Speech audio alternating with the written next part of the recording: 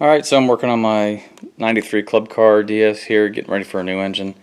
That'll be another video, but right now I'm going to be adding a fuel gauge and a fuel sending unit to the golf cart. So this video pretty much applies to any golf cart with this style fuel tank here, which a lot of them have, and this will work on other vehicles as well. So I'm going to be adding just a universal generic aftermarket fuel sending unit, and then I'm going to be adding a fuel gauge to the dash as well. Alright, so here's the universal sending unit right here, and this one has a 240 ohm to 33 ohm, and I believe it's 240 ohms when it's empty and 33 when it's full. So when you buy a fuel pressure gauge, or not fuel pressure, fuel gauge, you need to make sure it meets that specification. It's commonly used in like the marine business. That's the universal ohms for that. I think maybe Chrysler as well. Can't remember for sure.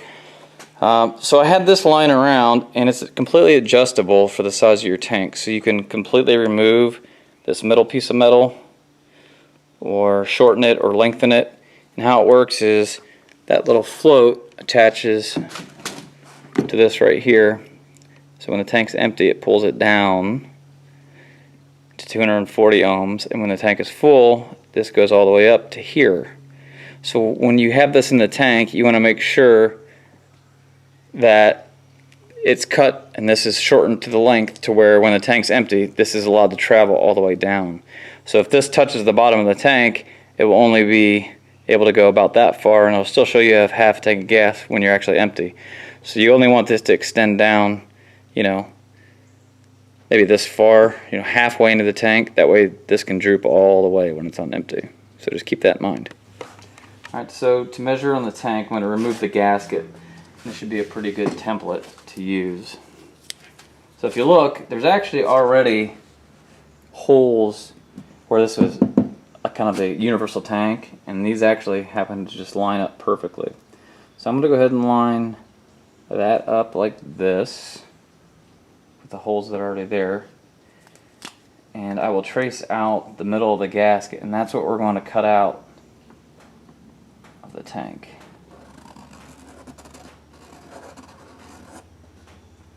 Alright, so there's a hole, and then that should all be able to slide down through the hole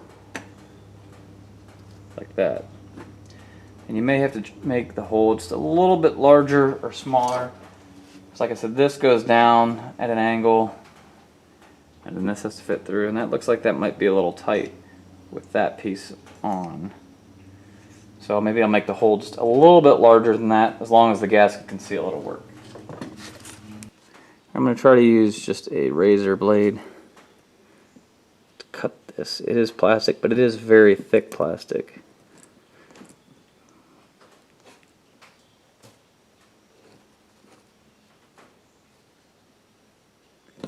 It would be much easier to use a hole saw. So if you took the tank off of the golf cart, emptied it, turned it upside down, you could use a hole saw, but you have to make sure you could get all the shavings out. So I'm trying to do this while it's on the golf cart and there's a little bit of gas in it.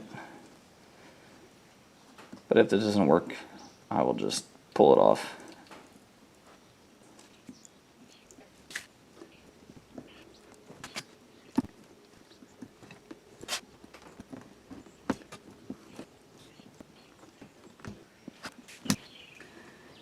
So I just worked my way around with the razor. There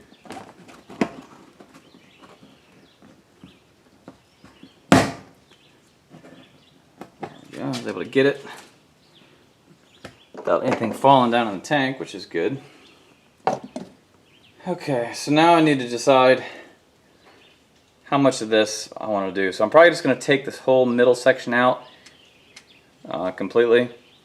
So to do that, the easiest way is to just unscrew it.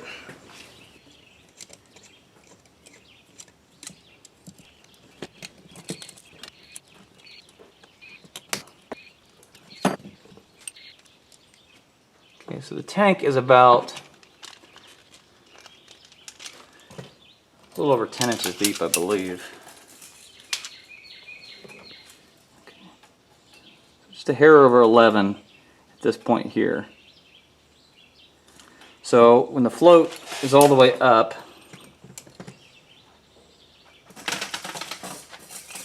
it will be full, but it's actually past the midpoint. So what we'll do is we'll kind of mock this up. I'll make sure our wiring stays out of the way where the float's going to be. Some screws in the middle here so I can adjust it either way.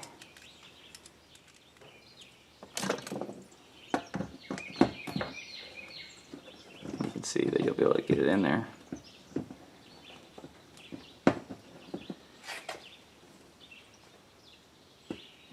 What we'll actually have to do is try it. The main thing I'm concerned about right at this point, right this second, is empty. We want to know when it's empty. So obviously we're going to need to take quite a bit of this off. So I'm going to start with taking about half of it off because it's obviously way, way too long. We also have in the tank a fuel line that runs all the way down to the bottom, so we don't want it to hit that. So like I said, remember, when it's empty, it's all the way down. When it's full, it's all the way up like this. So when you think about it, it floats here, which is a little bit below to register full.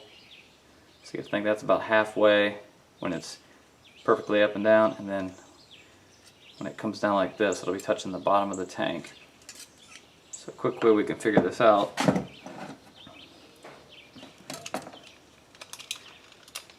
We say it's about 11 inches. So if you could take this and get it to where it's 11 inches, which means it'd be about on the bottom of the tank, and we'll leave ourselves a little bit of wiggle room. So like I said, about half off to start. We'll cut this. So we'll know that it's down at the bottom of the tank, and this is all the way down at its travel when it's at 11 inches. And likewise, when it's straight up and down,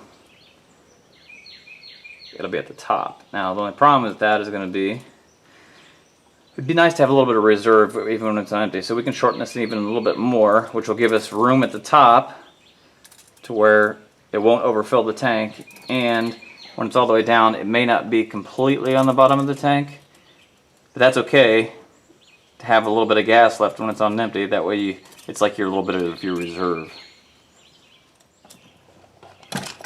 Alright, so I trimmed this down. The rod itself is about 5.5 inches on the float, right from the center here. Just a little over 5.5 inches. This from the top right now is about 6 3/4 inches. So I'm going to see how this works. So this has got like a little set screw. All this. Alright, so you want the float to be horizontal when it's in the tank, like that. Tighten that down. There's this set screw and a lock nut here to make sure it doesn't back out.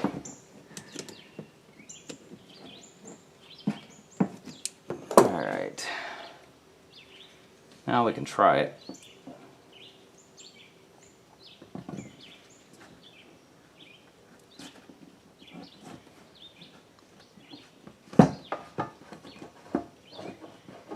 Obviously I don't have the washer on here yet, we're just test fitting this, but alright, so I'm going to go ahead and try this where we're at now. It says 191, which makes sense since the tank isn't empty. So if I pull this up a little bit,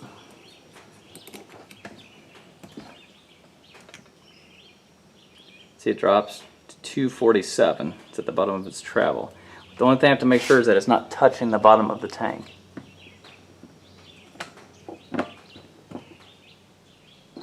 I don't believe it is, but how I'm going to make sure is I'm actually going to siphon all the gas out of the tank.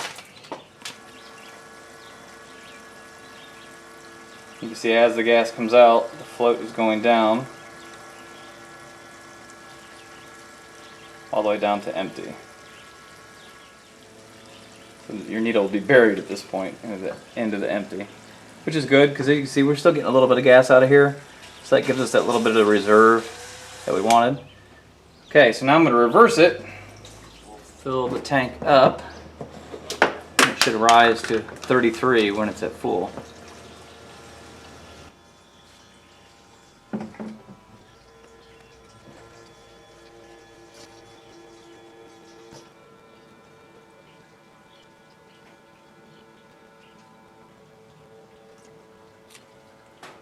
Alright, I don't know if you'd want to fill it fuller than this, so I'm going to stop. You can see it's almost up to the neck in here. It's only at 42. Now it's close to 33. If you're like me, I like a fuel gauge that reads full, completely when it's full. So, might just mean that I need to just adjust the arm down just a little bit further without pulling everything apart here. Or I may need to make the whole arm a little bit shorter.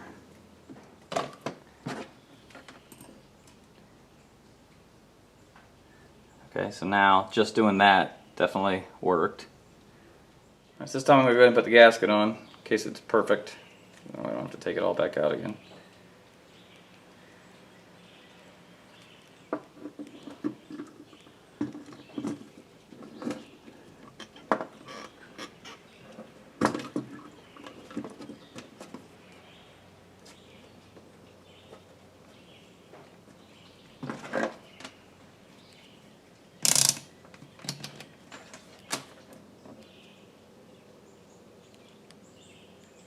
At 39, which means it's not all the way up.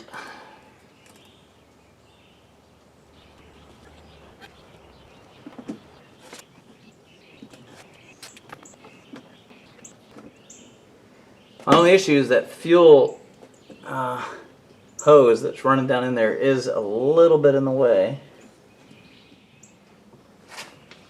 I'm going to try now. I've got the float kind of over this way. We'll see if it can go all the way down.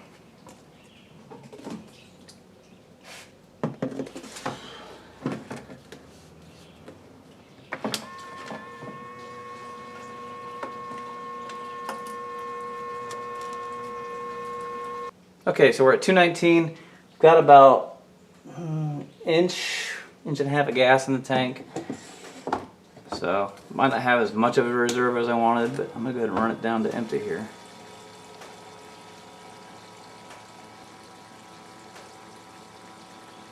Okay, so we're now 245, 246 on the gauge, so 240 is empty. So that's good. So the gauge will be showing empty. Back up to 246 with the splash of gas. Yeah, there's still enough gas. There's probably an inch. There's like a little reserve area down there. And we would be showing empty. So I do have the reserve that I wanted. So I'll probably reverse this and fill it up one more time just to be sure, because I want to be sure. But I think we are in good shape. Alright, so our fuel level is right here in the tank. So it's full. We're back down to around 31, so it's good. It would be registering definitely full on the fuel gauge. So I'm happy with this. So now we're going to run our wiring. So it's pretty simple. You just need 2 wires, and it just depending on the gauge you have, but one of the wires will be connected to, it would be ground, but it's not really ground. It's just going to be the frame of the fuel sending unit here, and then the other wire will connect right here to the post, and then we'll run that wire up to the front, and it will connect to the fuel gauge. Alright, next step is to build a harness to get from your fuel sender up to the gauges. So just use some 16 gauge wire, put a little bit of the convoluted loom, wire loom here. I soldered on a couple of crimp connectors just because since it's a fuel sensor, I wanted to have a really good electrical connection. Maybe a little overkill, but that's the way I do it. And then I'm just going to follow the factory wiring harness. I'll run down off the tank, attach it with some zip ties to this wire loom up under the front, and then up into where I'm going to mount the gauge right up in here. Okay, so here's my new gauge. It's a VDO. I chose to go with a little bit better of a gauge instead of just some generic piece of junk, because that way, you know, I won't have erratic readings all over the place. So this one is our 240 to 33 ohm range, like we talked about. That's printed right here on the side. And on the back, it's just simple connections. You have your light connection here, and it comes with a couple different filters for colors and the lenses. I went ahead and popped this out and replaced it with an LED bulb. That way it runs a lot cooler, and it'll just be running the light in here. I'm just going to wire it directly in with the positive. That way whenever the key is turned on, the light will also be on. It just makes it easier. So we have our positive connection, our negative connection for the light and the gauge itself, and then our signal wire.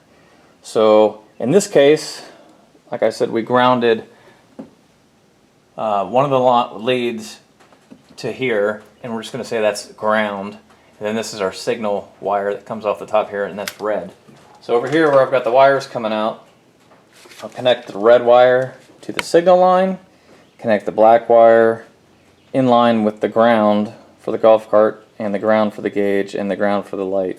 Tie that in with all of them, and that will make this work the way it's supposed to. And I'm going to stick it right here, so I'll just drill a 2-inch hole right here in the dash, so our fuel gauge will be right next to our switches.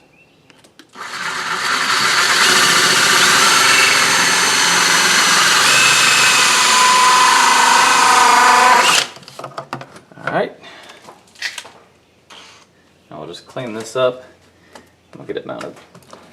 Alright, so I've got my wiring connected. I just connected into my relay.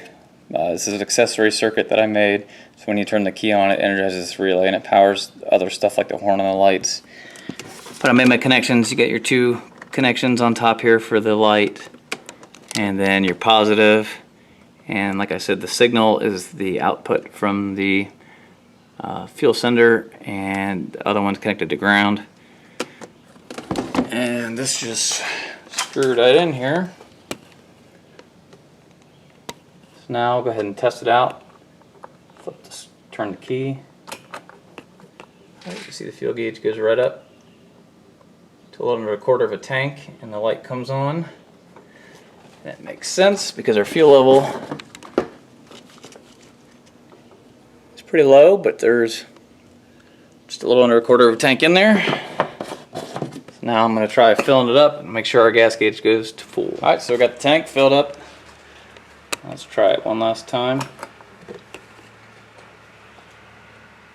So there we go. That's what we're after. So hopefully this video shows you how you can install a fuel gauge on your golf cart. Keep you from guessing in the future when you're out of gas. You don't have to keep lifting up the seat and looking in the tank to see when you need to change gas, or God forbid run out of gas while you're out driving around. So hopefully it helps you out. If you have any questions, leave a comment in the comment section below, and like the video if it helped you, and subscribe for more. We'll see you next time. Thanks.